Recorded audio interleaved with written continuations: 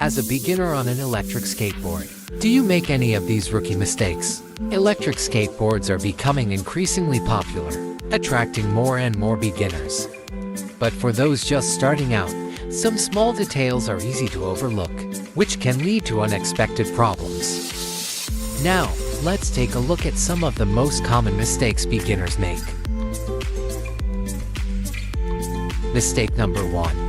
Forgetting to turn off the remote before putting it in your pocket. If you forget to turn off the remote, your skateboard could suddenly start moving when you least expect it, crashing into walls or other objects.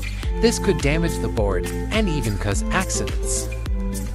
Mistake number 2. Accidentally pressing the power button, causing the skateboard to start unexpectedly. Accidentally pressing the power button, which can be dangerous, especially in crowded areas. Always be mindful of how you handle your remote. Mistake number 3. Forgot to wear safety gear. Safety gear is essential.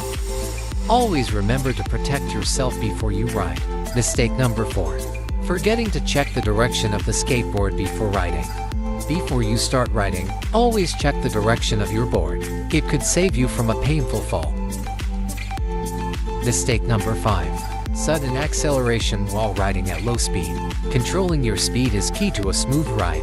Practice makes perfect, so take the time to master your skateboard's controls.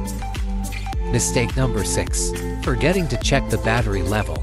Don't let an empty battery ruin your day. If you don't want to end up like this, always check your battery level before heading out. Mistake number 7. Accidentally activating cruise control or speed limit mode while ridden. Knowing your remote is crucial.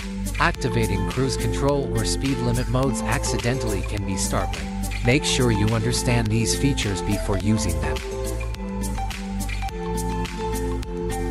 Do you remember any mistakes you made as a rookie? With practice and attention to detail, you can master the art of electric skateboarding. Stay safe and keep riding.